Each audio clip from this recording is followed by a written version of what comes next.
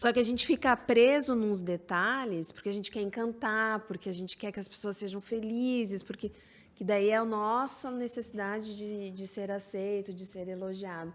Só que às vezes é exatamente isso que nos coloca na armadilha de não fazer as coisas que realmente impactam.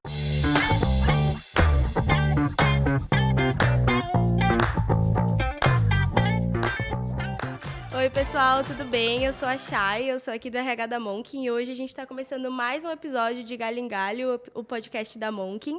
E hoje a gente vai falar de um assunto muito legal, que eu gosto muito, que é RH no geral. Então a gente vai trazer algumas polêmicas aqui.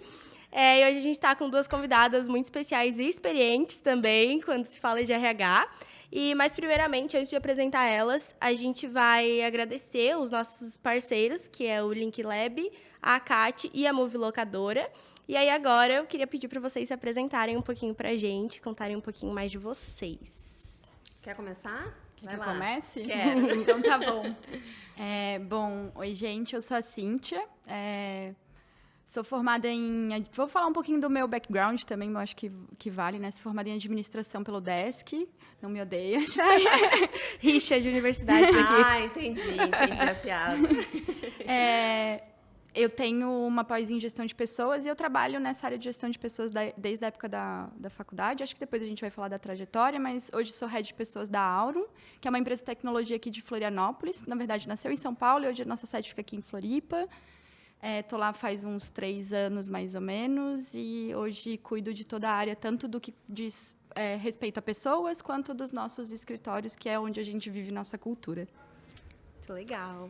Então, gente, prazer, sou Ana Rezende, trabalho em RH há bastante tempo, talvez mais ou menos na tua idade, assim, é o tempo que eu trabalho em RH. Eu sou psicóloga, tenho diversos cursos na área, tanto em negócios como em RH, em psicologia, tudo que está relacionado a gente. Eu comecei a minha carreira em empresa mais de crescimento linear, mais tradicional, e nos últimos 8 anos a minha carreira está toda direcionada para empresas de crescimento exponencial. Desde ser a pessoa da empresa, né, de ser a líder do RH da organização, depois tive uma consultoria e agora eu trabalho numa Venture Capital como Talent Strategist. Então, o assunto vai render hoje, vai! né? E eu vou me apresentar também melhor, então, né? Agora, depois dessa apresentação. Mas eu sou a Chay, eu sou aqui da RH da Monkin, como eu já falei. E eu tô me formando em administração ali pela UFSC. Então, semana que vem é minha colação de grau. Então, tô quase aí. Já considerada formada, né? Já terminou tudo. E eu trabalho com RH tem apenas 1 ano. Então, eu completei 1 ano de Monkin. Foi meu primeiro estágio com RH, realmente. Então, eu acho que hoje eu e vocês vamos aprender muito. Boa! Mas então, gente, para começar o nosso papo, é um assunto que divide muitas opiniões. Então, enquanto eu estava pesquisando, assim, tem vários podcasts, vários artigos que falam muito sobre RH estratégico e traz como um tema atual. E já tem gente que não gosta, que não é a favor dessa nomenclatura e realmente acha que é algo demodé, acha que é algo que já passou e que não faz mais sentido para o nosso cenário atual. E aí eu queria saber da opinião de vocês, assim, o que vocês acham sobre o RH estratégico, o que é o RH estratégico na visão de vocês. É bom que a Ana me olha e joga sempre a bola pra mim, assim, ó. Gente, vocês não sabem, mas eu e a Cíntia, a gente já trabalhou juntas nessa nossa trajetória. Então, aqui tem uma comunicação de olhar também. A gente não falou quanto tempo de experiência para não entregar a nossa idade. Exatamente, preservar um pouco. Eu acho que tem muitos termos hoje que estão muito em moda em RH e eu acredito que um RH... Na verdade, não é RH estratégico, mas o RH conectado ao negócio, né? A gente tem que estar pensando a estratégia de pessoas conectada ao que o negócio está falando, o que a gente está construindo de negócio. Senão a gente vira um RH que vai ficar entregador de serviço, né? A gente vai entregar o que o líder pede, o que a empresa pede, que as pessoas pedem, e não. A gente precisa que o RH esteja conectado ao negócio, pensando junto com o negócio, construindo junto e construindo estratégias e práticas que entreguem isso para as pessoas e, principalmente, fazendo que as pessoas entreguem o resultado que o negócio precisa ser entregue. Eu concordo bastante com a perspectiva da Cíntia, Chay. Eu acho assim, você já viu a área de vendas se chamando vendas batedora de metas? Ou finanças disciplinada? Por que RH tem que ter um adjetivo junto, sabe? Eu não tenho a resposta, mas a minha hipótese é por uma baixa autoestima da própria área, né? De que não se sente estratégico, gostaria de ser estratégico, daí vai lá e coloca o nome, pronto, agora eu sou estratégico. Então, na minha perspectiva, tem uma estratégia que é a estratégia do negócio. A gente está a serviço da estratégia do negócio, a cultura está a serviço da estratégia do negócio, né? A gente também pode falar daquela brincadeira lá de quem come quem no café da manhã, entre cultura e estratégia, mas tem uma grande estratégia que é do negócio. E o nosso papel como RH é fazer tudo aquilo que está dentro das nossas competências para ajudar a organização a chegar na estratégia. Nada diferente do que finanças deveria estar fazendo, ou vendas, né? Então, deveríamos todos ser estratégicos. Aí eu acho que a gente vai lá e se chama RH estratégico. E o nosso CEO não acha a gente estratégico? Fica até meio estranho, gente, né? Vocês explodiram a minha cabeça agora com essas falas. Porque realmente, assim, a gente vê muito o termo de o RH que abraça a árvore. Essa de prestação de serviço foi um termo que eu tinha visto, que o RH ele não pode ser comparado a um garçom, assim, de só ir perguntar o que a pessoa quer, o que o CEO, o líder da área quer, e daí a gente já vai lá e entrega o que eles querem pronto, assim. Então, o RH vai muito além disso, e eu acho que, realmente, vendo a visão de vocês, né, que faz muito sentido, e que eu ainda não tinha ouvido falar sobre isso, mas essa baixa autoestima aí do RH mesmo, de querer fugir disso, de abraçar a árvore, que é um tema que eu escutei falar há pouco tempo, assim. Mas então... eles falam bastante isso da gente mesmo. Então, Chay, é bem legal esse ponto que você trouxe, porque se a gente pensar que o RH é estratégico, ele tem que entender de negócio, né? Entender qual é o contexto que ele está. E ter no seu cinturão de habilidades o conhecimento sobre relacionamento, como as pessoas funcionam, né? A gente sabe que 80% da performance é emoção. Quem que mais entende de emoção? RH.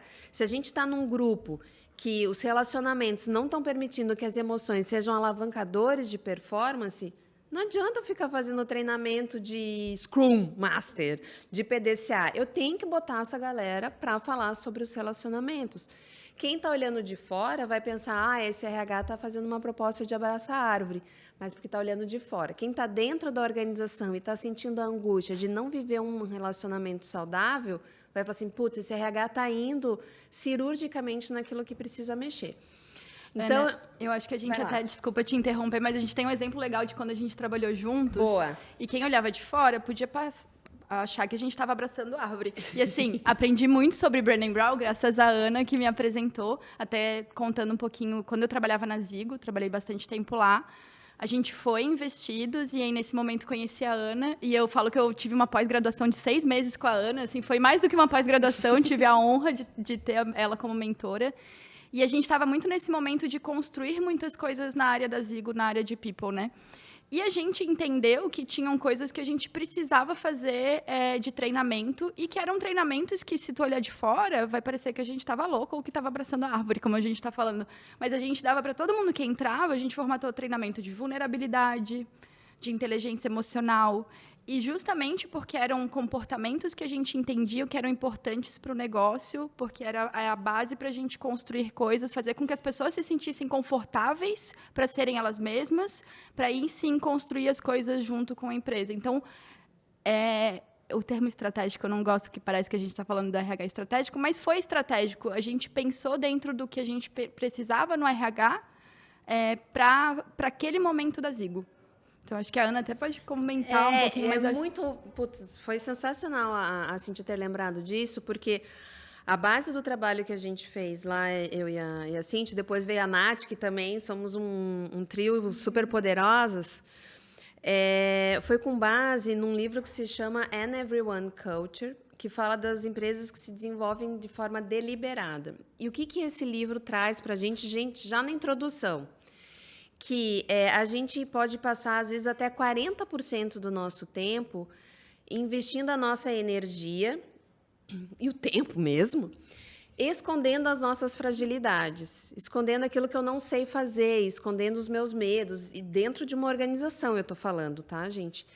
Então, imagina Imagina você, Chay, 40% a mais do teu tempo para você executar mais coisas, ou 40% do teu tempo, ao invés de ser escondendo aquilo que você não está segura, sendo direcionado para desenvolver aquilo que te deixa insegura. Então, se eu estou inseguro porque eu não falo inglês, ao invés de eu ficar aqui, né, nesse lodo emocional de, ai meu Deus, vou participar de uma reunião, não falo inglês, eu vou usar esse tempo e essa energia efetivamente para aprender inglês.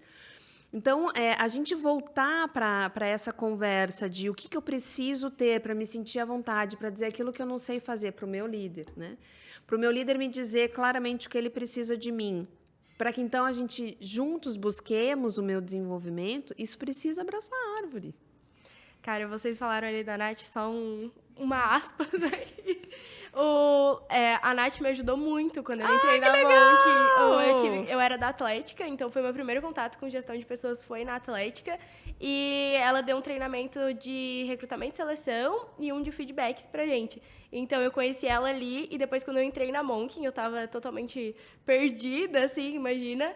E aí eu conversei com ela e ela me ajudou muito, assim. Aí agora, conhecendo o trio dela, tudo, fechou. Faltou ela aqui, faltou ela aqui, faltou e tinha ela mais aqui, um Nath. espaço, hein, Nath? Beijo! No próximo a gente chama. No próximo a gente chama. Então, o que eu vejo que também que é importante, né? É como muitas vezes o RH não entende do seu negócio. E aí a gente vai nessa linha de vai para um grupo do WhatsApp, gente, quero desenvolver os meus líderes, o que vocês estão fazendo aí? Cara, não sei quais são os teus líderes, né? Quais são os problemas dos teus líderes? Quais são as dificuldades da tua organização? Como a Nath fez contigo, né? Ela quis saber o teu contexto para então te ajudar. Ela não falou assim, vai lá e faz tal coisa em recrutamento, seleção e feedback. Ela quis conhecer o teu contexto para dar uma resposta cirúrgica. Então, como muitas vezes a gente não entende o contexto que a gente está, a gente não tem clareza e segurança que a gente está dando uma alternativa de solução cirúrgica para a organização, a gente fica inseguro diz que eu sou estratégico, organização, porque eu sozinha não estou conseguindo dizer que eu sou estratégica. E a gente aqui está batendo no RH porque, né, é o foco da conversa, mas eu acredito que tem muito líder de qualquer área que, se ele não entende o seu contexto, ele também não se sente estratégico, ele também se sente tirador de pedido, né? E ninguém quer isso, principalmente essa geração, né? Quer se sentir estratégica, impactante, influenciadora. Mas, ao mesmo tempo, muitas vezes eu vejo que o RH não tem... gente, vou usar a palavra saco aqui, de ir lá entender, né? De pegar esse balance scorecard, entender, de pegar esse DRE, entender, mergulhar no Excel. Daí não dá para ser estratégico, não tem almoço grátis. Se eu quero ser um RH estratégico, eu vou ter que aprender coisas que... num primeiro momento, não são aquelas que eu mais gosto, mas se eu não souber essas coisas que talvez eu não goste tanto, eu não vou conseguir saber de tudo que eu tenho aqui, né, no meu cinturão de utilidades, o que eu tenho que tirar agora. Mas tem que entrar também no ponto que muitas vezes o RH está muito apagando fogo, né? Então, muitas vezes ele está ali apagando incêndio e tem milhões de demandas ali na frente e acaba não sobrando tempo para aprender essas outras coisas, assim. Eu acho que tem muito essa linha também. Então, tem que saber dividir o tempo direitinho, ter uma gestão de tempo ali muito eficiente para conseguir, enfim, sair e aprender outras coisas de outras áreas, de outros, enfim, vertentes ali da empresa para depois conseguir ser mais estratégico. É muito difícil falar estratégico sem remeter. Exatamente. Mas todas as não, áreas... a gente não precisa abolir essa palavra do dicionário. Mas eu e a Cíntia, quando a gente trabalhou juntas, a gente estava numa organização que estava escalando absurdamente. Tinha muita coisa para fazer, a gente estava construindo muita coisa do zero, já. Então, assim, eu acho que se a gente ficasse na Zigo 24 horas por dia, né, 24/7, a gente ia ter trabalho. Ia né, apagar Cíntia? incêndio. Ia apagar incêndio. Mas aí, se eu tenho segurança, Chay, eu digo, eu não vou fazer isso agora. Porque eu ainda não fiz aquele outro. Então, você está trabalhando com employer branding? Cara, mas a tua empresa não tem nem benefícios, você não tem nem ideia dos salários que você paga, você já vai para o employer branding. Então, as coisas elas têm uma sequência para serem implantadas. E aquilo que está... A maior dor do negócio vai dizer qual é o meu foco. Eu sempre vou estar apagando incêndio. E a minha provocação aqui é qual é o incêndio que você tem que apagar, que não surjam outros incêndios e daí a gente ter segurança de falar para a organização, isso eu não vou fazer. E isso, no meu trabalho atual, eu estou fazendo direto. Vamos fazer um programa de shadow? Não. Vamos fazer um comitê de mulheres? Gente, eu sou super a favor desse tema, mas tem tantas coisas anteriores para eu entregar. Então, a gente pode fazer um balanço, sim, entre o básico e o que é mais refinado. Eu não preciso ir só para o básico, mas eu preciso dizer... Eu acho que a gente em RH é muito mais valorizados, né, gente? Desculpa aqui. Pelos não certeiros do que pela quantidade de sim que a gente dá. Sim, isso tem que entender muito, né? Qual é a realidade da empresa, qual é a realidade das áreas, o que realmente as pessoas estão precisando para depois vir com uma estratégia, enfim, com alguns processos para resolver esse problema, né? Eu estava vendo um podcast, eu não vou conseguir lembrar o nome agora, mas era com a Cris Leal, não sei se vocês já ouviram falar dela. Ela trabalha com RH, enfim, gosto muito dela, assim. E ela estava falando, ela trabalha com consultoria, assim, e uma empresa veio fazer consultoria com ela e estava querendo, uma das metas que o CEO tinha dado para ela era colocar alguma tecnologia dentro da RH para o recrutamento e seleção, assim, enfim, colocar essas plataformas para auxiliar, né? E aí ela veio, a gente não tem nenhum RH estruturado, como o CEO está querendo que a gente coloque uma tecnologia, sendo que a gente não vai fazer sentido para a gente.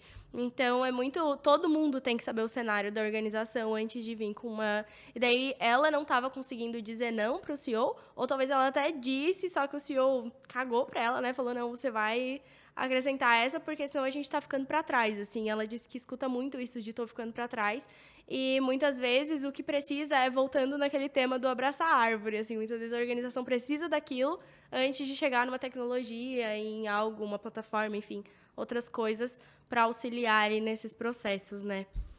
Mas, Chay, eu acho que a gente tem uma missão importante de evangelizar, sabe? Porque não é tão óbvio assim o que a gente faz. Para a gente que faz, é um pouco mais óbvio, né? Então, o que o CEO diz que a RH faz? Atrai e retém colaboradores. Gente, isso é tudo! Parece que são duas coisas, mas é de uma complexidade, de uma profundidade que só a gente sabe. Então, se esse CEO fala, eu quero ter um ATS... Tudo bem, eu vou ter ATS, mas para ter ATS eu tenho que ter inputs relevantes. Para eu ter inputs relevantes para a ATS, a gente vai precisar fazer um dimensionamento de equipe, eu preciso ter clareza da cultura, da organização para poder ter um fit cultural. Mas se a gente não volta para o CEO e faz com que a caixa preta, que seja a nossa área, muitas vezes, né, quem está de fora acha que a nossa área é uma caixa preta. Se a gente não deixa a nossa área um pouco mais cinza, o CEO vai continuar fazendo demandas equivocadas. Você não chega numa pastelaria e pede uma esfirra. Por quê? Porque você sabe, você conhece qual é o produto. As organizações dificilmente sabem qual é o nosso produto. Eu respondo para CEO desde 2016, então já tem um tempo aí. E, assim, confesso que quando eu comecei a responder, eu não tinha tanta experiência assim. E a gente tem medo, né? A gente tem diversos medos e eu acho que passa pelas nossas vulnerabilidades que a gente não compartilha, de tipo o medo de demissão, vários medos que passam. E a gente não tem tantas referências. Eu falo ainda que, às vezes, o trabalho da RH é muito solitário. Porque eu fui equipe por muito tempo, tentando tirar coisas de lugares que eu não sabia e usando os grupos, e sem entender que o grupo não ia entender a minha realidade e falar o que eu precisava. E aí eu fui entendendo isso aos poucos, né? Apanhando muito. Eu falo que eu aprendi na dor algumas coisas para aprender a fazer o que eu faço hoje, né? Não que eu acerte 100%, mas quando eu cheguei na Aurum, eu tinha um cenário de muita coisa para fazer, muitas pessoas, e era eu e mais uma pessoa. Eu falei, impossível, né? Então, vamos priorizar, vamos entender, vamos conversar, sentar conversar com o CEO, entender quais são as dores dele, o que ele entende que é prioridade para o negócio, e vou ouvir as pessoas também, né? Porque para entender o que eles estão achando que estão precisando. E eu fui me forçando a trazer cada vez mais dados, e porque o CEO ele não entende o subjetivo, né? Que a gente fala muito disso também dentro de RH, porque RH é subjetivo. Não. A RH também tem que trazer dados, também tem que mostrar em números o valor e o porquê que a gente precisa das coisas. Então, se eu preciso de mais time, é porque eu preciso entregar tal processo.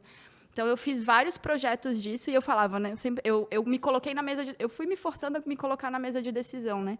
Hoje, semanalmente, eu tenho reunião com a CEO e com o CFO. O meu dia a dia era em planilha. Hoje, eu não entro mais tanto no dia a dia da operação, mas meu dia a dia é na planilha, olhando o que o negócio, para onde a gente está indo e como impacta na minha área para eu levar para o meu time para a gente construir os processos que façam sentido para isso, né? Hoje eu estou com um time de 10 pessoas, mas muito porque eu brinquei com a Chay, né? Eu sempre falei, eu já tenho, eu vou atrás da minha humilhação. E nessas humilhações, fui ganhando espaço tanto na mesa de decisão para estar lá, para estar discutindo de negócios, quanto para crescer meu time e entregar mais valor, né? Então, eu sempre falava assim, às vezes me chamavam para uma reunião, me chamaram para uma reunião para falar sobre, sei lá, de produto, assim, nem lido com produto. E aí, o meu CEO falava, se tu tá lá, é porque eles querem tua opinião é importante. E aí, eu comecei a me meter em um monte de coisa, e hoje eu entendo muito, eu trabalho no mercado jurídico, assim, é um software que, assim, é difícil de entender, é um mercado muito difícil, muito complexo, e hoje eu entendo muito bem porque eu fui me enfiando, sabe? E eu acho que falta muito disso da gente como RH, sabe? De não aceitar só aquele espaço e se jogar e cada vez mais entender de tudo isso, assim.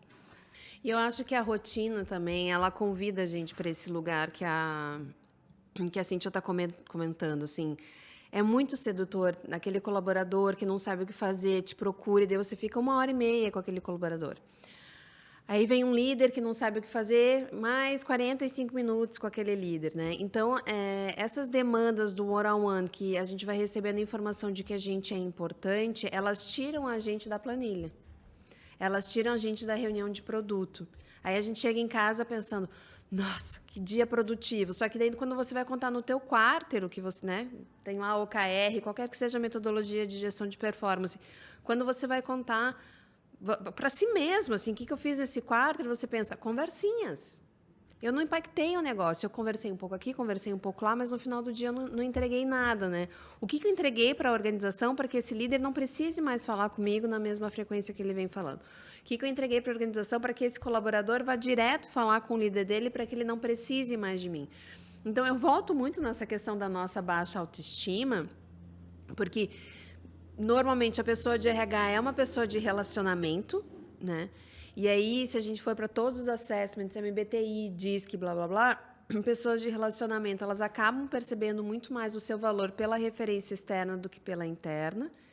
E aí, então, eu preciso da conversinha. Né? Eu adoro uma planilha.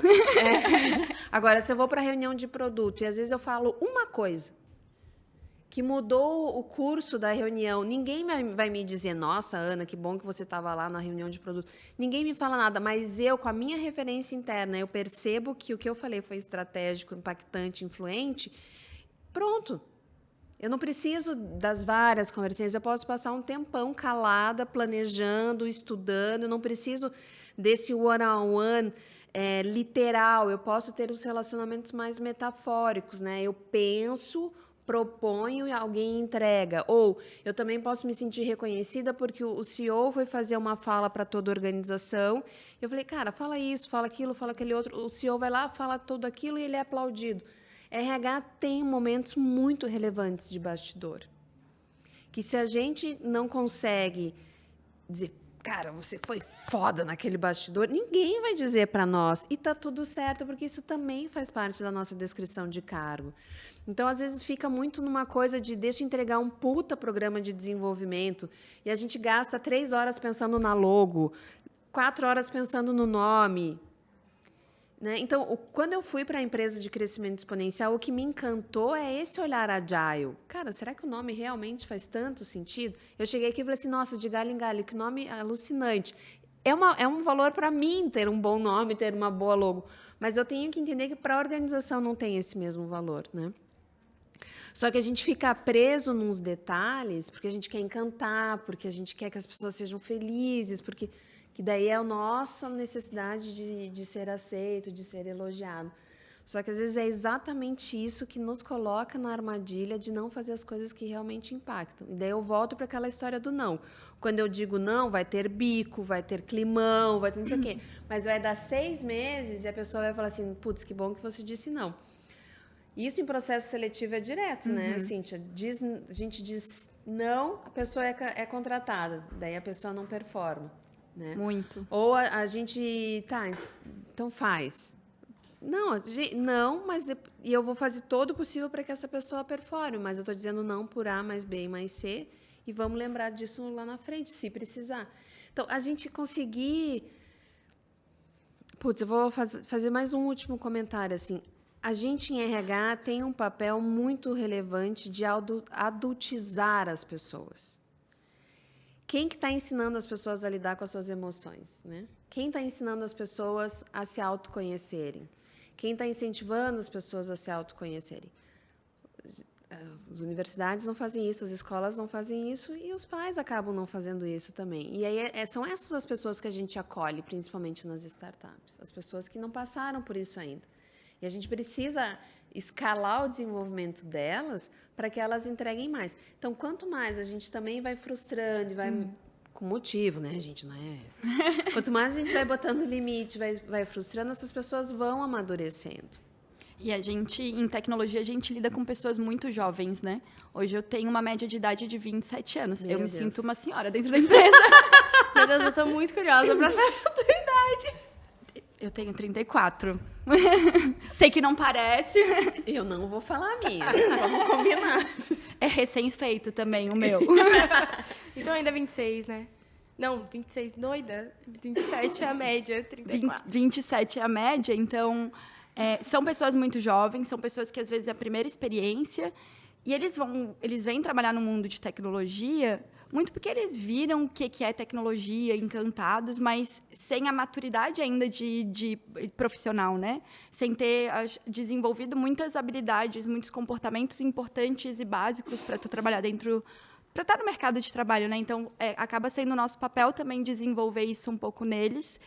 E, assim, eu falo muito não também, assim, faz muita parte do nosso trabalho também falar não. Porque, por muito tempo, eu falava, se eu falar não, as pessoas não vão gostar de mim. Se eu falar não, eu vou ser o RH que ninguém vai querer falar. E não, hoje eu falo muito não, as pessoas trazem ideia, eu falo, legal, mas não cabe hoje, não cabe no orçamento, não está no nosso direcionamento de negócio, quem sabe um outro dia. Eu falo, eu vou colocar no nosso backlog de um dia, quem sabe eu faço, mas hoje não vai dar, assim. Então, acho que é nosso papel também trazer essa educação para dentro do time, principalmente em tecnologia, onde a gente está fazendo coisas e mudando tudo muito rápido, sabe? E acho que isso é um ponto muito importante, assim. Quando eu comecei em tecnologia, em 2013, eu queria fazer... Eu sou muito perfeccionista, né? Então, eu queria fazer uns... Assim, perfeccionista, ao ponto das linhas da planilha, elas precisam estar no mesmo tamanho. E aí, eu queria fazer tudo, assim, muito perfeito, assim, um projeto grande, que levasse meses. E aí, eu percebi que não tem como. Porque 3 meses que a gente vive dentro de uma empresa de tech, parece que eu vivi 1 ano. Hoje eu tenho 3 anos de Aurum, parece que eu estou lá há 10, 15, assim, porque a gente precisa se adaptar e mudar muito rápido, sabe? E a gente, como RH, a gente tem que estar pronto para isso também. Então, por exemplo, avaliação de desempenho. Se eu quiser fazer um projeto de avaliação de desempenho que vai levar 6 meses num ciclo de desempenho, e 6 meses aquelas pessoas talvez nem estejam mais lá na empresa. Não faz sentido. Então, a gente precisa ser ágil e a gente precisa educar as pessoas também para essa mentalidade, né? Gente, incrível as falas de vocês aí. Eu queria fazer um comentário numa fala que você fez, Cíntia, da história da mesa de decisão. Gente, assim, se a gente botar a nossa autoestima no lugar que ela devia estar, a mesa de decisão é nossa. A gente que deveria estar convidando as pessoas, não é? Eu não sei em que Porque momento... 100 pessoas não tem nada. Não tem mesa! Eu não sei em que momento da história a gente deixou de ser o dono. Não sei se... Se a gente for pensar assim, me diz um problema de negócio que não vai ser resolvido pelas pessoas. A tecnologia é criada pelas pessoas. Tudo bem, a alta do dólar é mais complicado, mas o que eu faço com a alta do dólar, com a queda do dólar, com o Covid, as decisões que eu tomo, o que eu planejo, as ações, tudo é com base na cabeça de alguém. Então, tudo é gente, né? Não deveria ter alguma reunião da organização que não fizesse sentido ter alguém de RH. Eu entendo que, por eficiência, né, a gente vai especializando e tal. Então, não tem essa, eu quero eu quero estar na mesa de decisão. Gente, essa mesa é nossa. Eu que vou ver quem que eu vou convidar. Vamos ver quem está se comportando. É se colocar no lugar que sempre foi nosso, que né? sempre foi nosso. Mas é muito difícil, assim, eu acho que quando eu interajo com pessoas de RH, eu vejo diversos casos de pessoas entrando para ser a única pessoa da área e ainda com muitos desafios, sem saber onde procurar isso, por onde começar. E com, às vezes, até pouca experiência para estar na posição, tendo que fazer, tipo, se virar muito e com muitas coisas, e lidando com pessoas difíceis, porque pessoas, tipo, já tive diversos tipos de liderança, então, assim, a gente vai aprendendo a lidar com pessoas ao longo do tempo. O meu último CEO, ele era uma pessoa muito diretiva. Aí eu falava para minha amiga que quem me contratou, que era a head de CS, eu falei, será que ele está gostando do meu trabalho? Porque a reunião leva 5 minutos, ele nunca fala nada. Aí ele falou, não, se ele não está falando nada, é porque tá bom, se tiver ruim, ele vai falar. Aí eu fui me jogando, assim, então acho que a gente aprende, a gente tem uma coisa de trabalhar com pessoas, é que a gente sabe muito sobre pessoas e a gente entende muito de pessoas. E a gente descobriu o perfil de cada um deles para a gente aprender a como lidar. E aí, mas isso eu ganhei com o tempo também, né? A Ana sabe muito bem. Mas, gente, agora eu vou mudar um Tá pouquinho bom. o direcionamento. Mas como vocês enxergam a evolução do RH e as tendências do RH para os próximos anos? Como é a visão de vocês para o futuro, assim, do RH? Eu acho que muita coisa mudou nos últimos anos, né? A gente viveu um momento que ninguém nunca, como RH, tinha vivido, que foi uma pandemia e o que fazemos, né? E isso eu acho que já mudou muito a nossa forma de trabalhar. Acho que home office já era presente na realidade de algumas empresas. Mas bem poucas, né? E acho que isso ganhou espaço e veio muito para ficar. E acho que uma tendência e um desafio é a gente, como área de pessoas, entender como trabalhar isso, né? E como que a gente leva essa experiência e como que a gente faz a cultura ser forte e levar a experiência e engajar as pessoas nesse modelo híbrido ou no home office. Acho que é algo que é uma tendência para os próximos anos. O que mais? Eu concordo com a Cíntia. Eu chamaria de flexibilização, assim, né? Eu acho que algumas organizações vão querer o híbrido, outras o remoto, outras o presencial mesmo, e que é uma forma também da gente ser versátil com um contexto versátil, né? Eu acho que a RH cada vez trazer mais dados e a gente aprender, né, como que a gente usa esses dados e não ficar fazendo orgias analíticas, né, mas a gente cada vez mais olhar os dados, a gente está cada vez mais próximo do negócio. E eu tenho algumas dúvidas, assim, Chay e Cíntia, né, porque a gente, eu bebo muito do que acontece lá no Vale e a gente vê um movimento de people operations, né, até de RH ir para debaixo de COO, porque quer queira, quer não, hoje nas startups, RH está abaixo do CEO, e aí você tem um nível de influência, né? E o que a gente tem visto em algumas organizações lá do Vale é RH indo para como se fosse COO, para ser formalmente uma área de enablement. Eu fico um pouco preocupada com esse movimento, mas a gente vê que está acontecendo. Então, eu vejo que como é que eu trago cada vez mais flexibilização, cada vez mais dado e finco a minha bandeirinha, né? Que isso eu tenho um pouco de receio, assim, que a gente vá perdendo a nossa influência. Ao mesmo tempo, a gente, bem em função disso que a Cíntia falou, né? Que o Covid trouxe para a pauta uma questão de segurança psicológica, de diversidade que a gente não estava tendo, e aí eu vejo que a RH é muito, na minha opinião, é a área mais habilitada para falar sobre isso. E então tem uma questão de eu lidar comigo, de eu lidar com a diversidade, que eu acho que é super relevante, mas eu ainda não sei como é que a gente vai colocar esse grande E assim na equação, né? Eu acho que a gente tem que ter esse lado mais objetivo, analítico e de data-driven, mas não esquecer que a gente está cada vez mais falando de vulnerabilidade, que a gente está cada vez mais entendendo que as pessoas só vão performar melhor se elas tiverem mais à vontade na organização. E aí a última pitadinha são as redes sociais, assim, né? Do quanto a gente está tendo que se adaptar com o quanto a gente está exposto nas redes sociais, né? Então, uma empresa faz um desligamento que o colaborador... Nossa. Né? Vivemos um momento tenso enquanto a isso, né? A gente tem visto muito. Então, o quanto que as empresas também vão tratar o colaborador como cliente, já que esse colaborador vai para uma rede social e se posiciona, né? Ou também vai tratar como cliente, para pensar na jornada. Então, eu acho que seriam essas coisas, esses 3 pontos, né? É um RH que vai juntar esses 3 pontos. É cada vez mais analítico e numérico, sem esquecer essa individualidade, né? Essa flexibilidade que precisa para ser cada vez mais individual e mais profundo, e ainda cuidando para que é uma relação transacional, no final das tantas, né? Não, e agora com a pandemia, né, e com o home office e tudo mais, a gente viu cada vez mais plataformas entrando dentro das empresas, né? Tem plataformas de engajamento, tem plataformas de realmente voltada para a saúde mental, assim, dos colaboradores. Então, tem várias muito legais, assim, que disponibilizam esse apoio psicológico. Então, tem terapia, tem um monte de coisa, e é tudo voltado para a organização, assim, tipo um Gympass, uma Go Good, assim, da vida, mas voltado para a saúde mental, assim. Eu acho que cada vez mais as pessoas estão ficando mais vulneráveis, né? Então, estão expondo mais isso também.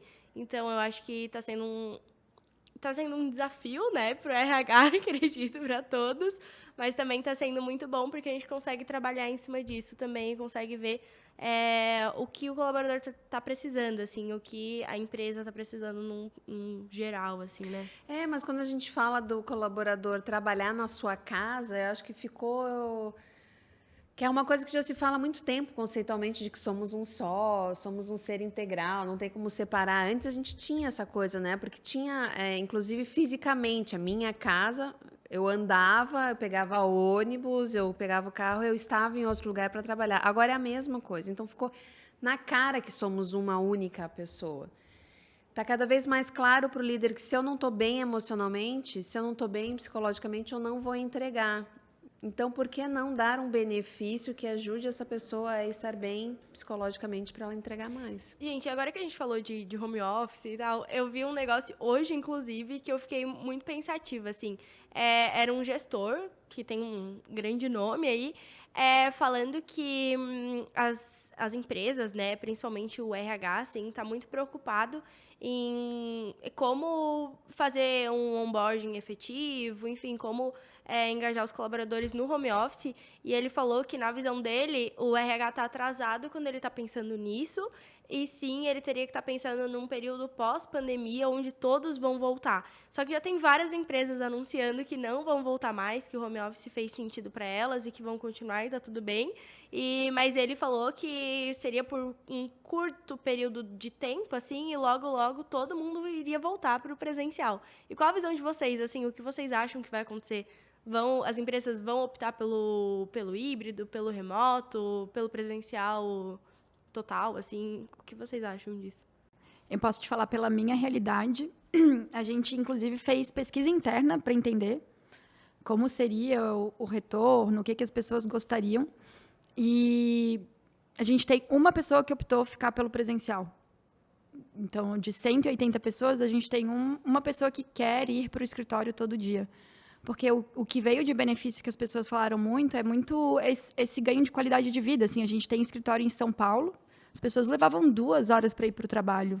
E hoje, essas 2 horas, ela pode estar cuidando do filho, ela pode estar fazendo uma atividade física.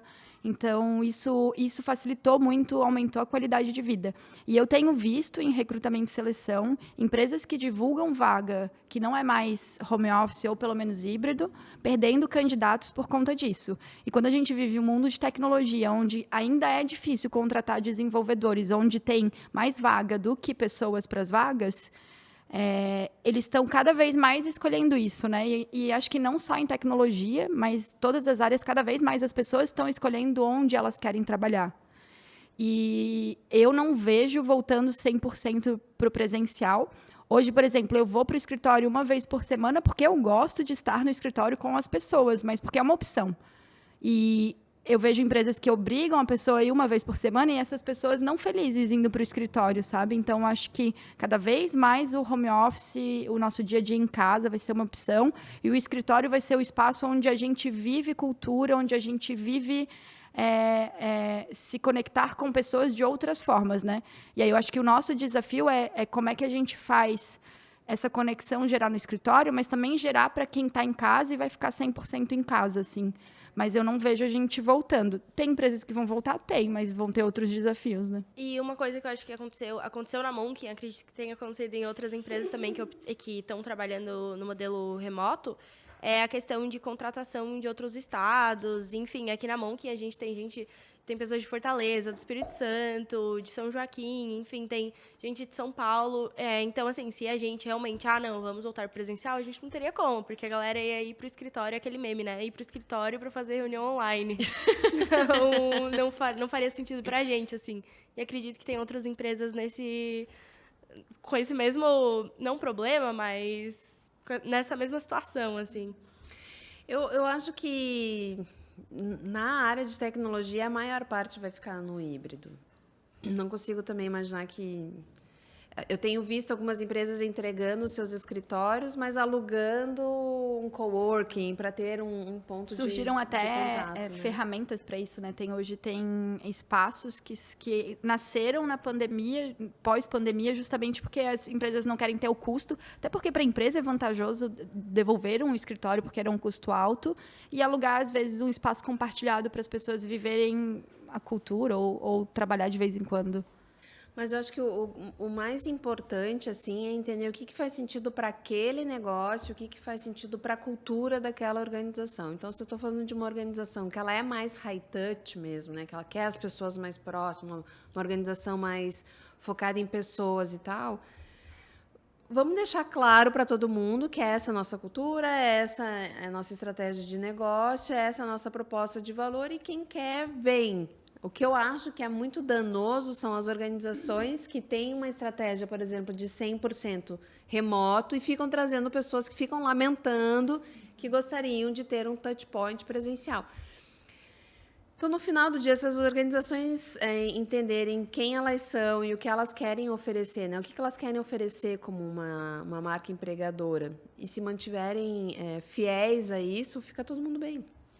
E eu acho que esse é um ponto importante, assim, ontem eu estava no evento e uma das perguntas que me fizeram, como é que vocês estão lidando com as rotinas de engajamento agora no remoto, né? E entender o negócio é muito importante, porque como eu estou fazendo hoje na Aurum, funciona para mim, para o meu contexto de Aurum, mas talvez não funcione para eles, sabe? Porque eu tenho um orçamento diferente do que essa empresa vai ter, eu tenho um time de um tamanho diferente, eu tenho... as vontades do meu time são diferentes da dele, né? Então, acho que entender o contexto que a gente está inserido é muito importante. Uhum. E agora que a gente deu uma entrada ali um pouco em cultura, acho que a gente foi um pouco longe. Puxamos outros assuntos, mas agora eu vou fazer algum direcionamento sobre cultura organizacional. Eu queria entender de vocês o que é a cultura organizacional, assim, qual a importância dela para a organização? A gente quase não gosta desse assunto, né, Ana? Cara, esse assunto é minha paixão, assim, Chay.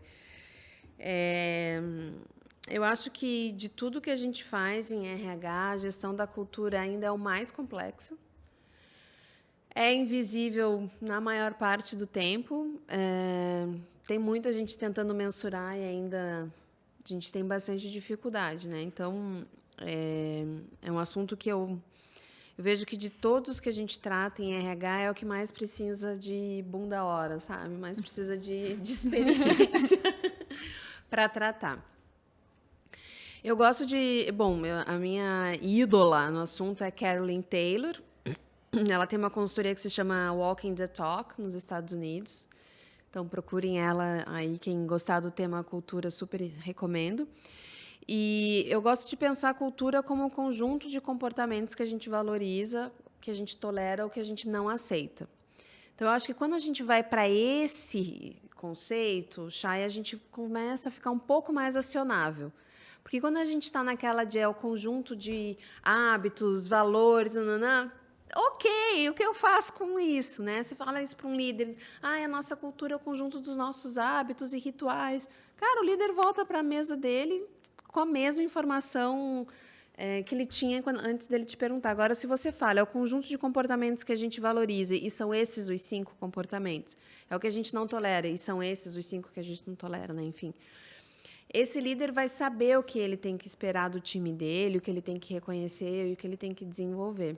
E a gente, como RH, quando a gente sabe, né, Cíntia, quais são os 5 comportamentos que a gente precisa valorizar, a gente sabe o que a gente recruta, o que a gente procura na gestão de performance, o que a gente procura nas janelas salariais, qual é o tipo de desligamento que a gente apoia. Então, eu vejo que é acionável para todo mundo, né? E aí, só para terminar assim, a minha fala, como é que eu sei quais são esses 5 comportamentos? Quando eu consigo responder a pergunta, quais são os comportamentos que eu preciso ter na minha organização para entregar a meta, para entregar a estratégia?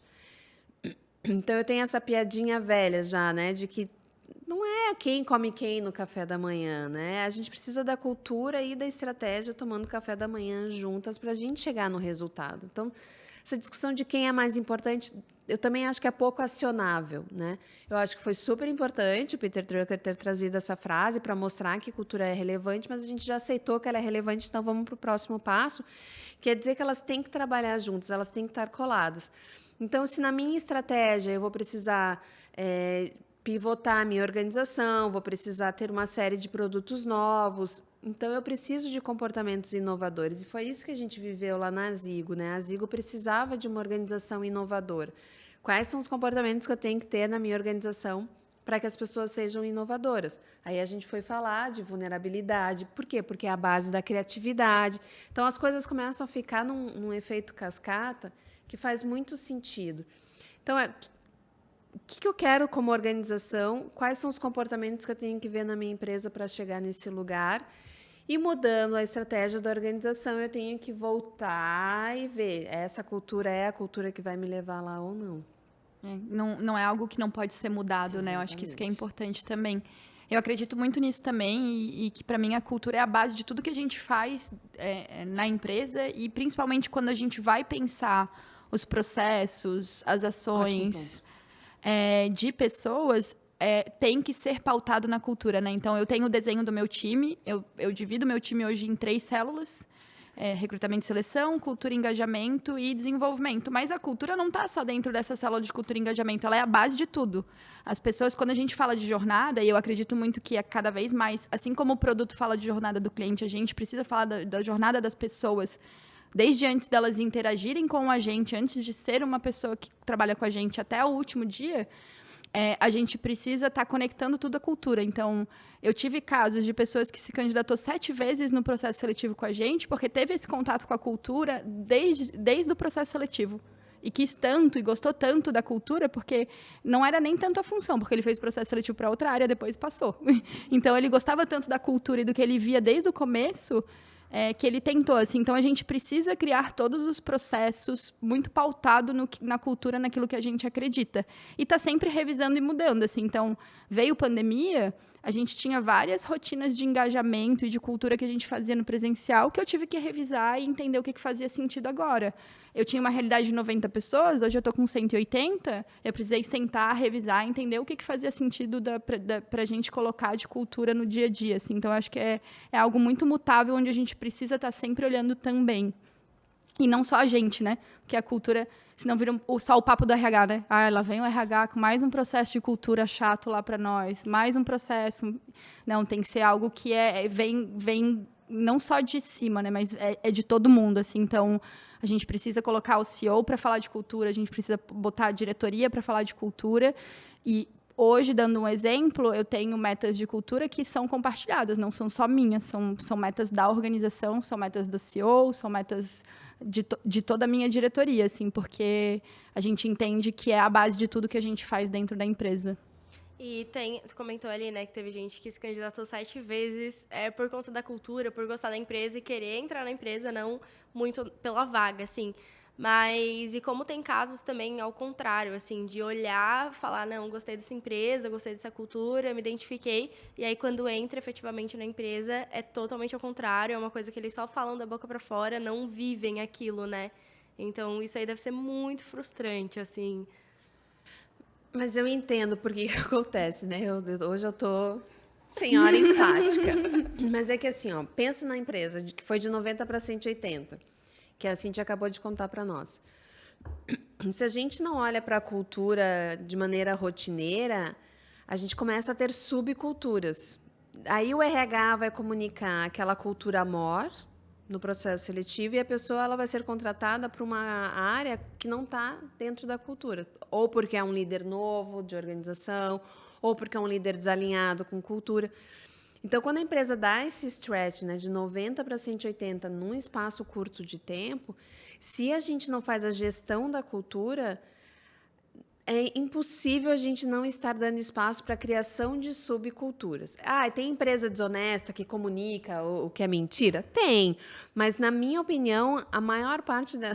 Eu acho que, na minha opinião, a intenção é positiva, assim, ela realmente acha que ela está falando a verdade.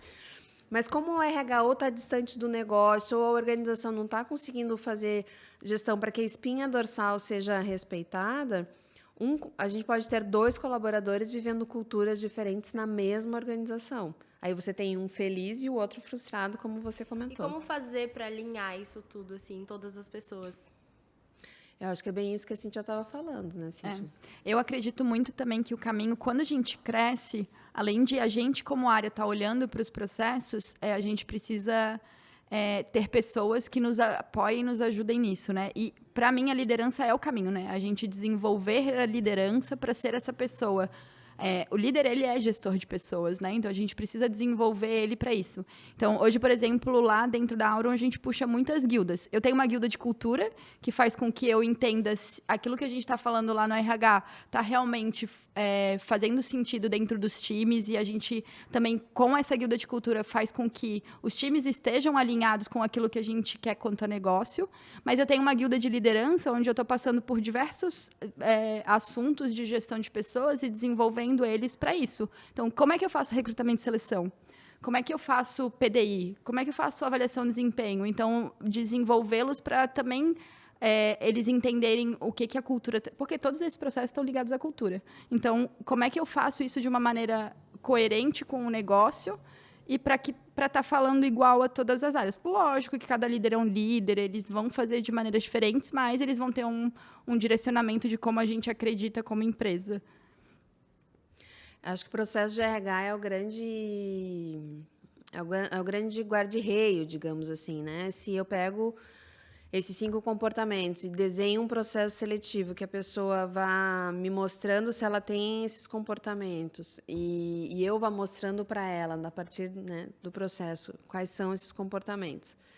Se eu tenho uma gestão de performance que reforça isso, se eu promovo quem está me mostrando os comportamentos, se eu desligo quem realmente não está mostrando, se quem vira líder, principalmente se quem vira líder é um grande exemplo, né, de cultura. Se na pesquisa de clima eu tenho perguntas para ver se aquela cultura está sendo vivenciada e se o meu programa de liderança está com base nisso... Em um outro ponto, você pega a pessoa que está desalinhada, e sempre numa perspectiva de vamos te desenvolver, né? Não é... Eu tô parecendo facão aqui, não é o meu jeito. Mas, assim, essa pessoa vai ser mais feliz em outro lugar e eu vou ter um time mais feliz com uma pessoa que esteja feliz nessa cultura, né? E aí eu falo feliz, que é performático, engajado, realizado. Agora, se eu faço um processo seletivo, que eu deixo que entrem pessoas desalinhadas, porque eu, como RH, não criei um processo que barra. Então, aí se a minha porteira já não está com o filtro certo, aí é só ladeira abaixo, né? E assim, é natural em processo seletivo, às vezes, a gente errar, porque Total. também, assim, é uma foto que a gente tem de uma pessoa, né? Então, acho que a gente tem um período ali ainda para entender essa pessoa.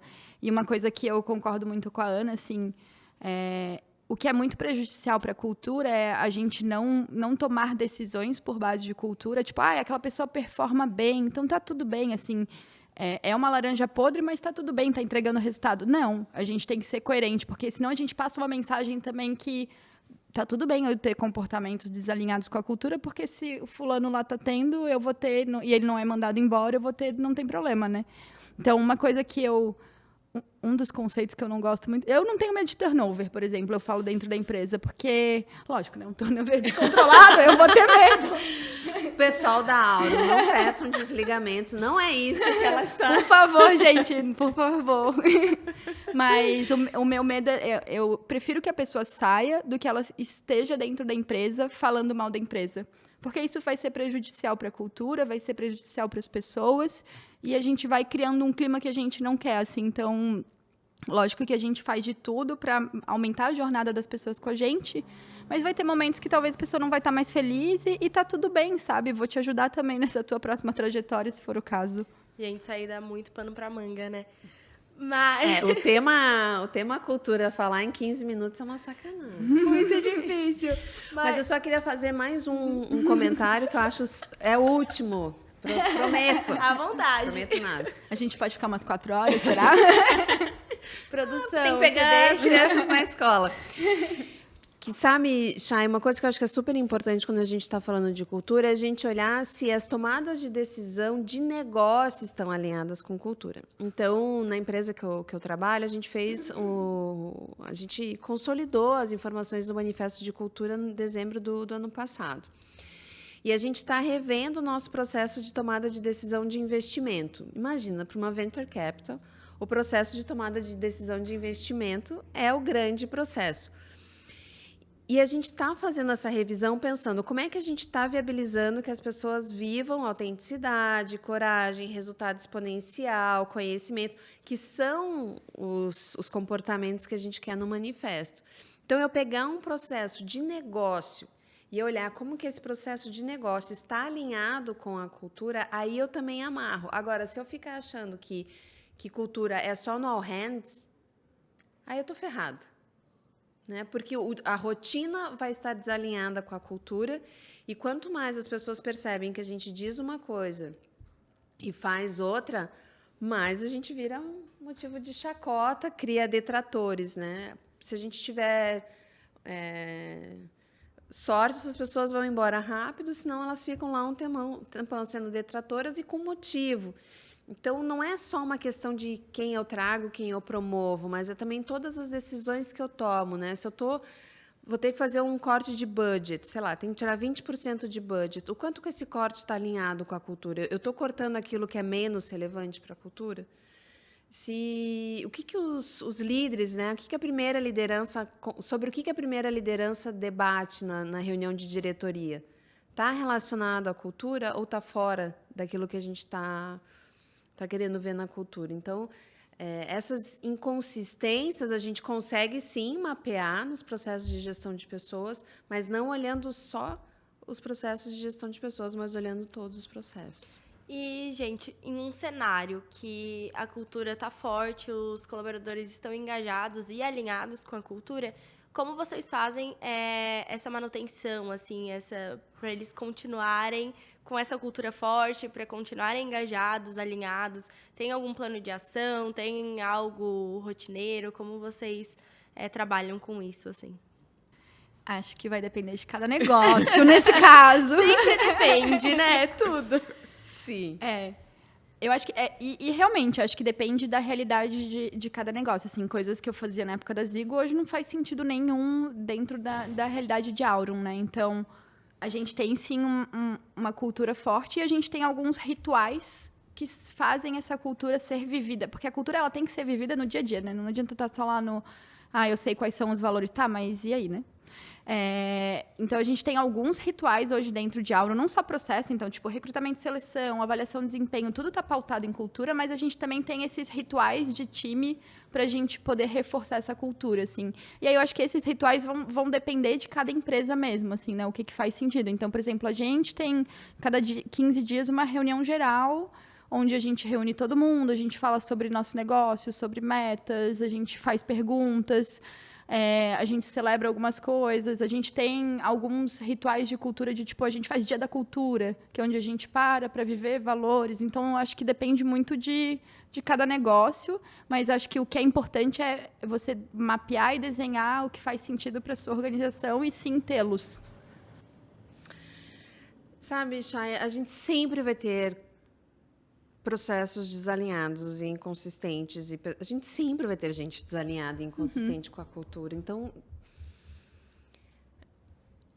sempre vai ter trabalho. Sempre né? vai ter coisa pra Gestão fazer. de cultura é tipo liderança, não para, né? Você faz um one-on-one toda semana, você faz avaliação de desempenho com toda a... né? Você tem metas... Então, você vai criando ferramentas e processos porque é endless. Então, tem, sim, alguns artefatos, alguns rituais, e aí depende de empresa para empresa, mas você vai ter que ter esses rituais e esses artefatos em cultura forte, cultura fraca, cultura mais ou menos, porque a gente... Ainda mais na empresa que está crescendo aceleradamente, esse crescimento sempre vai desafiar, né? É muito mais comum a empresa crescer antes do colaborador. E aí, nesse delta, pode ter um desalinhamento de cultura. Então, a gente tem que estar lembrando sempre. Aí eu acho que é comunicando, é vivenciando, é incluindo em todos os processos mesmo de RH. Gente, e agora essa vai ser difícil. Mas vocês têm alguma história para compartilhar sobre alguma empresa que vocês já trabalharam? Enfim, sem citar nomes, né? Óbvio. Mas realmente que estava acontecendo um desalinhamento... Falei longe do microfone. Mas que estava acontecendo um desalinhamento e conseguiram reverter, assim, essa situação ou realmente as laranjas podres acabaram saindo... ou, enfim, fizeram algo que realmente foi efetivo e que realmente conseguiu alinhar grande parte da empresa. Tem alguma história, algum exemplo? Começa, porque eu não consegui pensar ainda. Quando eu estava na Lidera, a maior parte dos meus projetos foram de gestão de cultura. E, gente, vamos combinar que a gente não fala mais do laranja podre. Sim. Desalinhado, gente, desalinhada. Ai, mas é que às vezes elas se irritam. Eu tanto. sei. Passa raiva também, sabe? Esse laranja podre você tá falando mal da minha empresa, eu tô com raiva. Gente, sério, o RH sofre também. Nossa. Mas assim, ó, eu fui contratada por uma empresa que tinha passado o bastão, né? A liderança da empresa tinha passado o bastão de pai para filho. E o pai tinha uma liderança mais paternalista, né? E o que é a da liderança paternalista? É aquela liderança que, quando não entrega, quando um colaborador não entrega, o líder fica brabo, o líder briga, o líder faz bico, mas não desliga, né?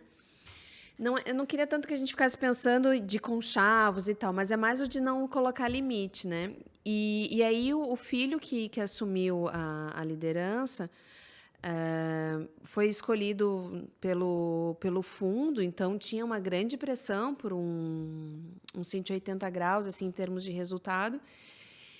Só que ele também tinha sido criado ali na casa e na empresa pelo próprio pai. Então, ele também ele sabia que não era legal, mas sabe quando uma pessoa não sabe como fazer diferente, assim?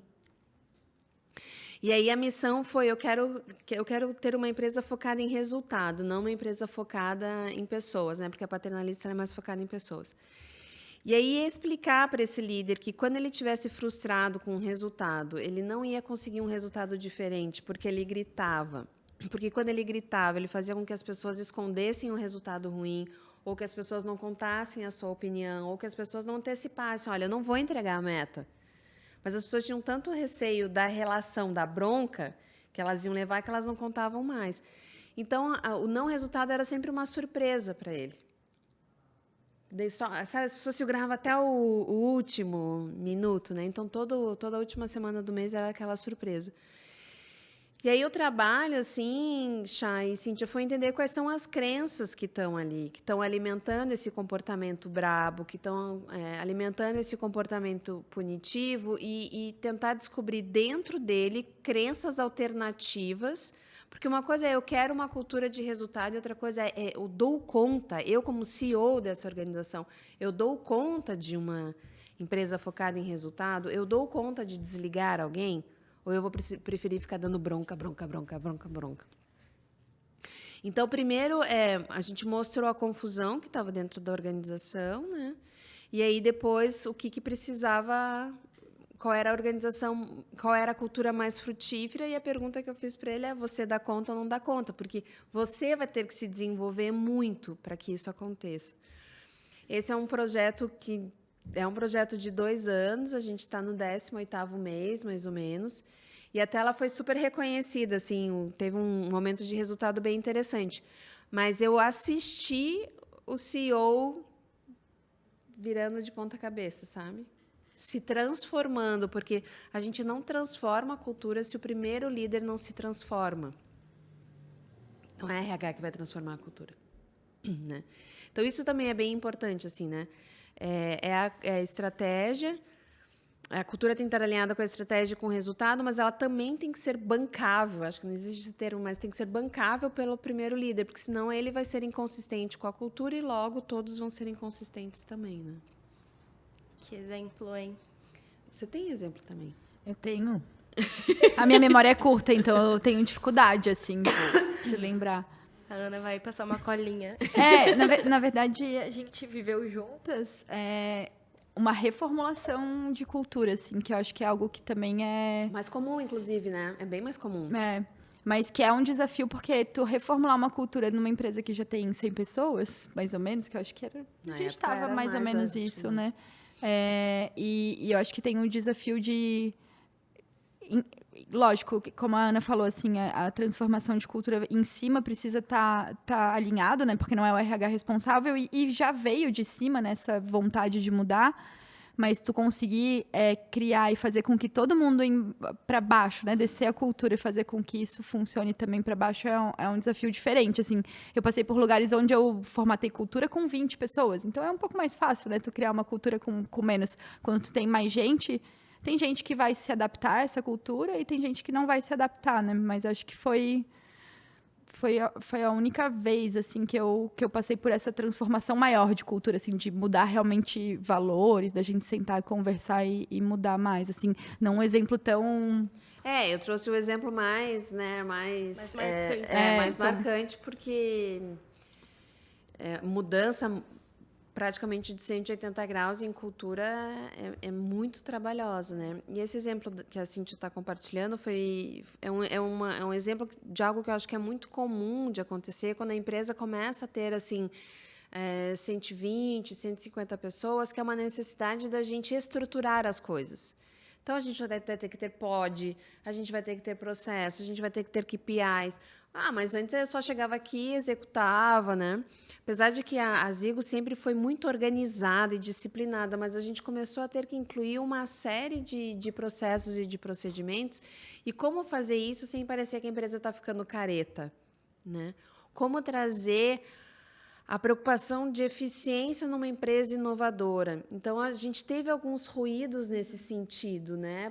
Mas antes a gente era tão inovador, tão cool, podia ter um monte de ideias, e agora a gente está tendo que criar alguns padrões, porque a gente já aprendeu quais são as melhores ideias, a gente já aprendeu aquilo que funciona melhor com a gente, e aí a gente vai para outros desafios, né? A gente vai querer inovar em outras coisas. Aqui fica uma inovação mais incremental. E a gente encontra uma certa resistência nas pessoas algumas vezes. Gente, agora eu já vou puxar o nosso último bloco. Vai lá. Porque senão a produção vai brigar com a gente não vai ser mais chamada. Já vai brigar, já brigou. Mas eu queria agora que vocês falassem um pouquinho mais sobre, acho que até entrar um pouco na trajetória de vocês e o que vocês mais gostam, assim, na profissão, o que mais motivaram vocês a realmente trabalhar com o que vocês trabalham hoje, assim. Vocês sempre trabalharam desde ali da universidade, vocês já... eu acho que psicologia é até um pouco mais fácil, né? Mas a administração, a gente tem um leque muito grande, né? A gente pode ir para literalmente qualquer área, assim, finanças, marketing, enfim. E para vocês, assim, como foi? Veio desde aquele início ou foi, enfim? Eu tenho um caso curioso para contar quanto a isso, assim, porque eu falo que o RH me escolheu, não fui eu que escolhi RH. Eu, na verdade, queria fazer arquitetura na época de faculdade. Nossa, eu não sabia disso. 17 anos, né? A gente quer fazer muita coisa, então, Quando assim... eu falar pra vocês o que eu queria fazer, vocês não vão nem acreditar. E aí, assim, né, como quase todo administrador, que não é... Eu falei, administração vai me servir para a vida, né? Um curso com tantas possibilidades. Era a minha segunda opção, assim. E passei na administração, não passei na arquitetura. E aí, quando eu entrei na administração, eu sempre fui muito ruim com pessoas, assim. Uma pessoa que sofreu bullying uma vida inteira, não sabia lidar com pessoas muito bem. Eu falei, eu quero trabalhar em financeiro, em banco. Isso 2008, né? Há muito tempo atrás, quando eu queria trabalhar no financeiro, assim, eu me dava bem com números, era boa em matemática, gostava de planilhas, queria trabalhar no financeiro. Não tive os melhores professores no financeiro, tive bons professores de RH, comecei, interessante, e aí entrei na empresa júnior.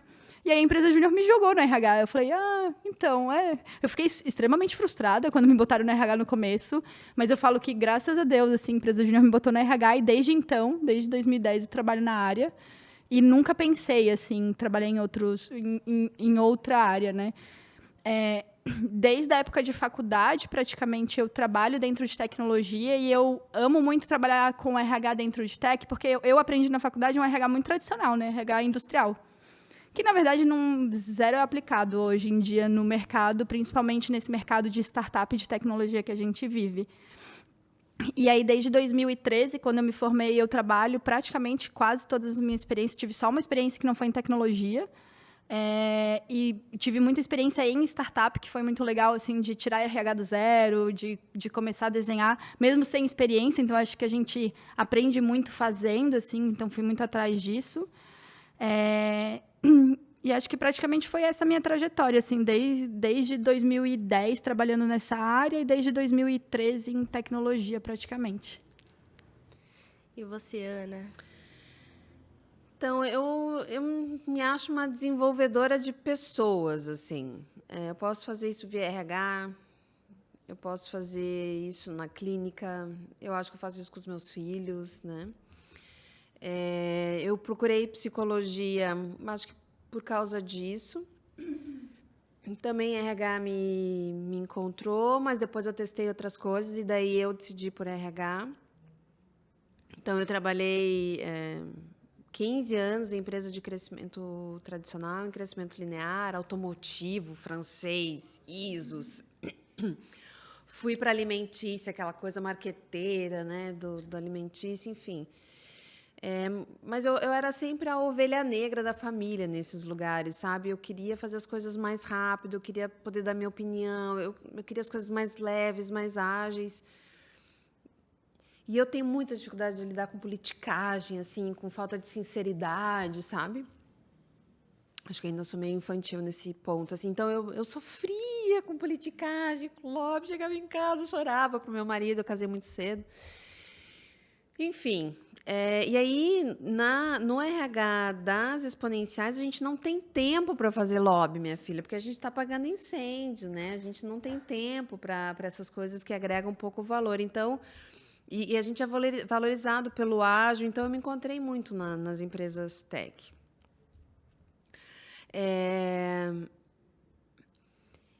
Eu hoje posso dizer que RH, cara... Já testei de diferentes formatos, assim, né? Já fui mentora, eu tenho uma escola de RH chamada Disrupt. Eu tenho um blog de RH chamado Máquina de Talentos.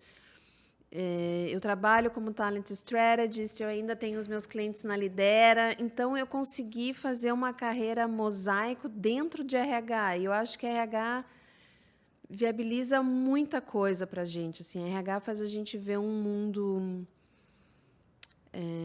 profundo, complexo, mas ao mesmo tempo com acionável. Eu sou muito apaixonada pela área, assim, mas ao mesmo tempo acionável, né? Eu vivi coisas em RH desde um colaborador dizendo que estava vendo um extraterrestre e eu ter que conversar com ele sobre isso, como fiz layoffs. Então, tem muita coisa delicada que a gente vive e caótica. E acho que é aí que eu dou o meu melhor. Cíntia, essa mulher faz tudo. Então, Literalmente. Mas, gente, eu me identifiquei muito com a Cíntia, na real. eu queria muito, assim, o meu terceiro ano ali do ensino médio, eu queria muito engenharia de alimentos. E eu fiz pra UFSC, UDESC, Enem. Aí eu passei na UFSC e na UDESC, só que a UDESC era lá em Pinhalzinho, então era muito longe, aí eu vim pra UFSC. Aí eu fiz 1 ano e meio de engenharia de alimentos. Eu não... Enfim, não...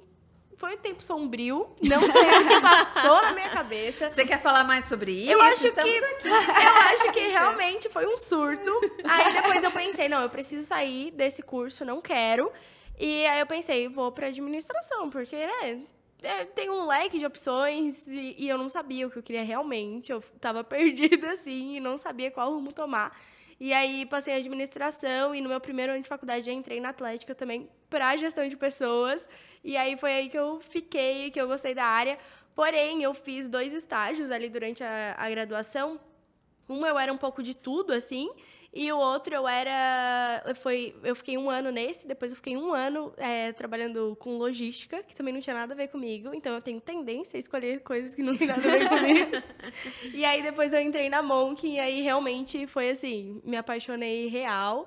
E aí eu acho que o RH meio que me escolheu, assim, eu acho que eu tava tão perdida que ele me pegou ali e falou, tá, fica aqui. E aí realmente eu gostei, agora eu não me sinto perdida, mas tive esse meu tempo ali de engenharia de alimentos que não tem nada a ver comigo. Mas, gente, aí agora eu queria saber de vocês quais foram as principais dificuldades que vocês já enfrentaram ali no RH, tanto, enfim, até com tantas opções, né, que a Ana tem, enfim, mas quais foram as principais dificuldades, como vocês resolveram, como foi para vocês, assim? Podem dar exemplos, histórias? Acho que, falando de carreira, assim, pessoalmente, uma dificuldade que eu tive Bom, falei, né, que eu sempre fui muito envergonhada e sofri bullying e tudo mais, e não imaginava trabalhar com pessoas. Acho que a vida me forçou a trabalhar com um negócio e falou, não, vai lá desenvolver, que tu precisa desenvolver isso aí em ti. Se desenvolva enquanto você desenvolve. Então... E aí eu sempre tive esse perfil mais na minha, assim. Então, eu acho que no começo da carreira eu sempre fui... eu sempre fui muito insegura, assim, né? Então, eu acho que uma coisa que foi um desafio que eu enfrentei quando eu vim para a tecnologia, responder direto para CEO, para mim foi um desafio grande, assim, sabe? De eu ser insegura e eu nem sempre consegui falar tudo aquilo que eu pensava e dar minha opinião. E aí eu acho que eu fui apagando incêndio e não tanto conseguindo conectar RH negócio por muito tempo. E aí hoje em dia eu falo mesmo, eu aprendi a me soltar um pouco para falar. Eu acho que como eu consegui ganhar isso criando relação de confiança com quem está acima de mim, né? Com o meu líder. Então, acho que isso facilitou muito. Hoje eu tenho uma liderança, assim, incrível, que ela é minha amiga pessoal, inclusive. A gente faz coisas juntas e eu falo até para ela, se eu estiver falando alguma merda, me avisa, porque assim, vou falar tudo que eu penso para ti. Então, acho que isso facilitou muito, assim, mas foi um desafio grande pessoal para mim, isso. De outros de área, vou pensar, deixar a Ana falar e depois eu penso mais algum. Eu tenho bastante dificuldade com coisa não dita, injustiça, sabe? Esse lado mais sombrio das pessoas. Até faltou voz. Porque por mais que eu consigo, na organização, racionalmente resolver aquilo, mas eu vou para casa sofrendo, entendeu?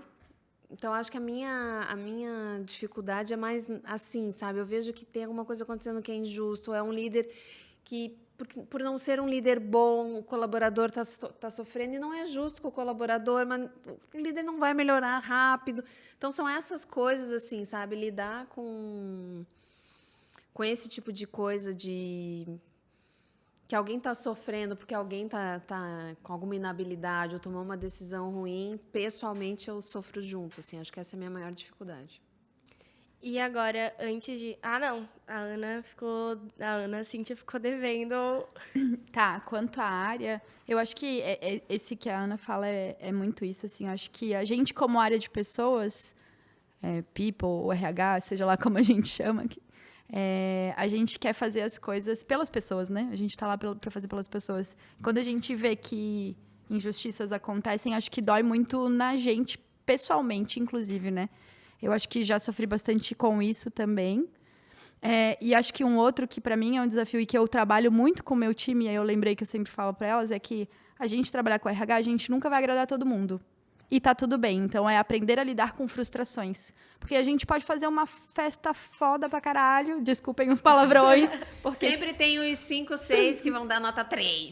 E vão reclamar porque não tinha, sei lá, não tinha azeitona, sabe? Então, tipo, isso é frustrante, né? Então, eu acho que é aprender a lidar com essas frustrações que trabalhar com RH é fazer o melhor para a grande maioria, sabe? A gente vai se esforçar para fazer o melhor e que faça sentido para a empresa, mas que vai ser para a grande maioria, porque a gente fala na empresa, nem Jesus agradou todo mundo, quem dirá o RH vai agradar? Não, sabe? E tá tudo bem. Sim, essa questão da festa, de tu receber uma nota baixa, porque não tinha azeitona, é uma coisa que a gente tem que trabalhar muito na gente também, né? Porque aí, quando tu pensa, tu já tá se culpando, tipo, nossa, mas por que eu não pensei em botar azeitona, sabe? Aí tu começa a ficar, né? Mas aí você vai botar azeitona e vão querer outra coisa. Exato, aí uma pessoa vai comer azeitona, o resto não vai comer, vai sobrar e tu vai ter que jogar fora. Sim. E eu acho que não levar pro pessoal, sabe? Porque isso é difícil, de tipo, não é o trabalho, não é a Cíntia. Que eles não estão falando mal de mim. É de uma coisa específica e tá tudo bem, sabe? E a gente não vai agradar todo mundo e também tá tudo bem. Uhum. E, gente, agora, para finalizar realmente essa nossa conversa longa, mas incrível, eu queria que vocês dessem alguma dica para alguém que tá começando na carreira de RH, ou quem tem vontade de iniciar, ou, enfim, trocar de carreira. Eu queria que vocês dessem uma dica para essas pessoas. Tá, eu tenho uma dica padrão. Posso começar, Cíntia, se você quiser. Eu gosto de pensar, isso é uma crença que a gente até desenvolveu na Disrupt, na nossa escola de RH, que eu tenho essa escola junto com a Michelle Martins, que também é uma profissional, enfim, incrível. Mas a gente pensa muito no RH como um tripé, Chay. Então, uma das bases, né, enfim, uma das partes é posicionamento. A outra é conhecimento de negócio e a outra é conhecimento de RH. O que a gente percebe é que tem muito RH com conhecimento de RH. Mas que, como não entende do conhecimento de negócio, não sabe o que do meu conhecimento de RH eu faço acontecer. E, às vezes, como eu não conheço do negócio, eu me sinto insegura e não me posiciono. Então, um bom profissional de RH tem que estar sempre olhando para esses 3 skills, né? Eu estou conhecendo a minha organização, eu estou conhecendo do que eu preciso conhecer de RH para essa organização e como que eu estou tendo soft skills para colocar para o mundo esse meu conhecimento, porque também se eu fico quietinha... Então, a Cíntia falou para nós, né? Eu era mais introspectiva. Então, o que adianta ela conhecer de negócio e de RH se vai para uma reunião com o CEO e fica quietinha? Nunca que ela ia ser ouvida, né? Então, é uma questão de sobrevivência, o nosso posicionamento. Então, a dica que eu dou é: veja como é que você está nesses 3 pontos e foca naquilo que está mais fraco. Eu estava olhando a minha cola e para ver como a gente está alinhada, a primeira coisa que eu tinha anotado é investir em conhecimento de negócio. Aê, então, muito isso, assim, eu acho que eu aprendi muito que eu não adiantava eu só saber de RH, de processos, mas conhecer do negócio. E acho que um ponto a mais ainda que eu vejo é de entender o ritmo do negócio, construir as coisas entendendo o ritmo do negócio também, assim. Então, acho que a gente fazer o nosso autoconhecimento do que eu preciso melhorar, mas conhecendo o negócio, conhecendo pessoas, entendendo o que as pessoas da organização querem, mas também entendendo o ritmo do negócio, o que é possível, o que não é possível fazer, assim. Não tem fórmula mágica também, não tem receita, né? Tem que... É aquilo, né? Vai lá e faz, e estuda, e tu vai errar, mas também vai acertar, e vai aprender com os teus erros, e vai acertar depois. E assim a gente vai indo, né? Mas, gente, muito obrigada pela presença de vocês. Foi muito legal essa nossa conversa. Espero que vocês aí de casa tenham gostado também. Fiquei muito feliz e acredito que foi uma conversa bem rica. E acho que é isso. Vocês têm alguma coisa para falar, para concluir? Acho que é agradecer o convite, né? Eu falei no começo que estava super nervosa, mas foi muito prazeroso, assim, poder fazer essa troca com vocês. Acho que falar sobre gestão de pessoas é muito gostoso, assim. Eu falo que Eu trabalho muito com isso porque eu gosto de ver o impacto que a gente pode causar nas pessoas, né? Trabalhar com gestão de pessoas, para mim, faz o potinho transbordar, porque a gente impacta não só profissionalmente as pessoas, mas a vida delas, né? Então, obrigada pelo convite, foi um prazer e foi um prazer trocar mais uma vez, estava com saudade. Fazia tempo que a gente não se via. Eu quero agradecer o convite também, foi bem gostoso, assim, foi um prazer. E eu queria ir nessa linha que a Cíntia falou, de a gente impactar na vida das pessoas. Eu gosto de pensar que a gente, em RH, a gente pode ser o grande ator de mudança do ecossistema, né? Porque se eu ajudo a desenvolver as pessoas que desenvolvem a organização, eu desenvolvo uma cidade, eu desenvolvo um bairro, eu desenvolvo um segmento. Então, a gente tem um potencial transformador gigante. Então, vamos lá. Mas é isso, gente. Obrigada mais uma vez. Foi muito bom. E sigam a gente nas redes sociais. Vai ficar aqui embaixo. Para quem está escutando pelo Spotify, o nosso Instagram é @monkin.br. Sigam lá, tem vários conteúdos muito legais. São conteúdos não só de marketing, mas sim de comunicação no geral. E aguardem os próximos e comentem bastante pra gente voltar aqui. Tchau! Tchau!